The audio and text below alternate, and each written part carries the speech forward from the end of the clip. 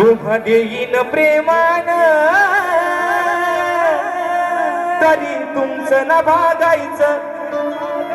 इथं एक शब्द लय भारी होता, तो कटाप करून टाकला. भुवा हातात घेऊन आता वाटायला लागायचं. गोरक्षनाथ पंचेंद्रनाथांचे शिष्य गोरक्षनाथ एका माईकडे गेले. माईने सांगितलं, महाराज आज एवढाच तुम्हाला दिलंय, तेवढंच घ्या आणि मात्र तुम्ही तुमची वाट धरा. म्हणून ती माई काय म्हणते, तुम्हा देईन प्रेमान तरी तुमचं ना भागायचं.